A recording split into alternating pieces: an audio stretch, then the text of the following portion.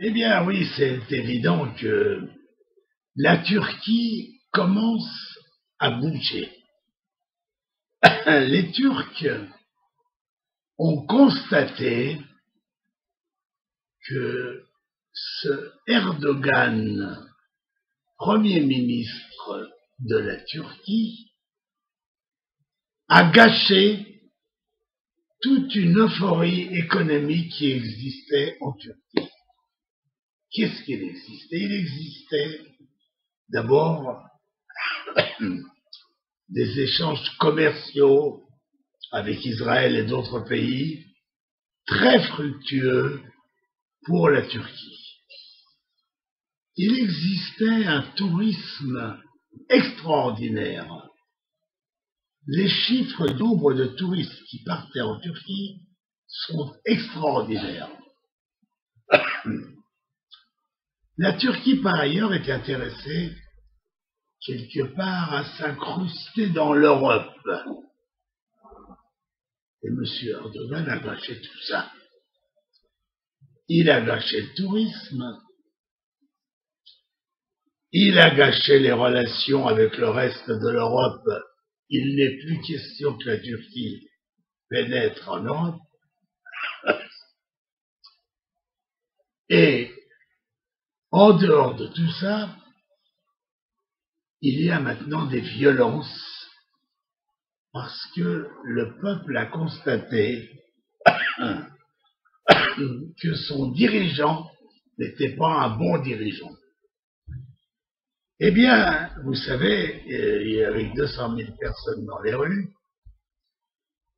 j'ai l'impression que le régime de M. Erdogan est très compromis.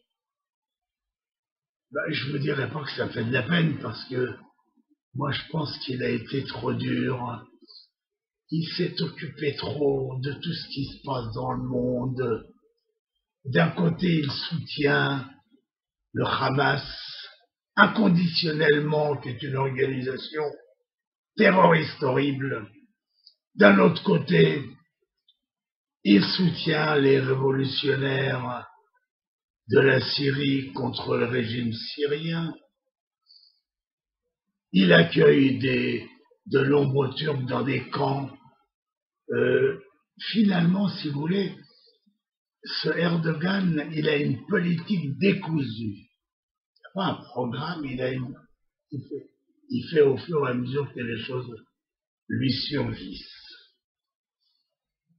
Eh bien, vous savez, je vais vous dire la meilleure chose qui peut arriver. La Turquie est un pays qui a l'habitude de vivre dans un certain luxe, dans une certaine... les femmes sortent en mini-jupe, sortaient maintenant un peu moins, et M. Erdogan a voulu rétablir un petit peu l'islamisme là-bas.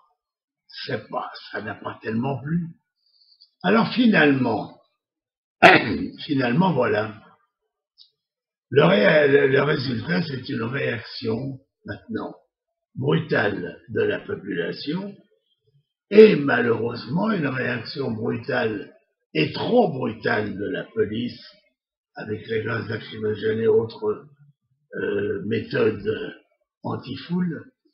Finalement, tout ça ne donne rien de bon.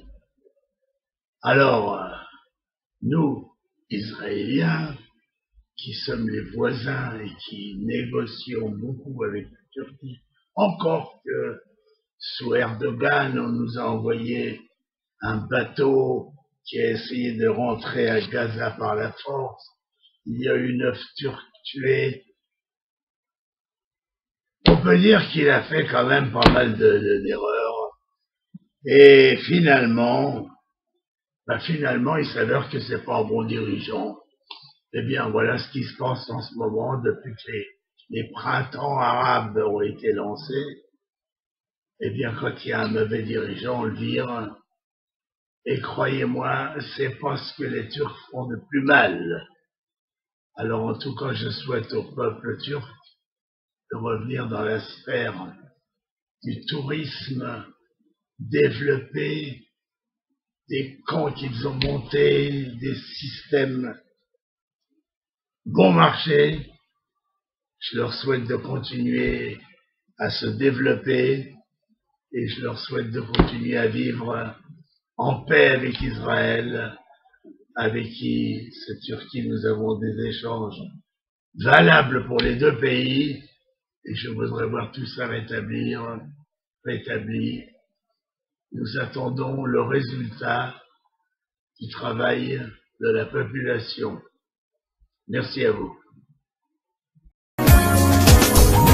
Dizengoff Center, l'espace commercial le plus vaste et le plus diversifié d'Israël. Dizengoff Center, une destination à ne surtout pas manquer lors de vos prochains séjours à Tel Aviv.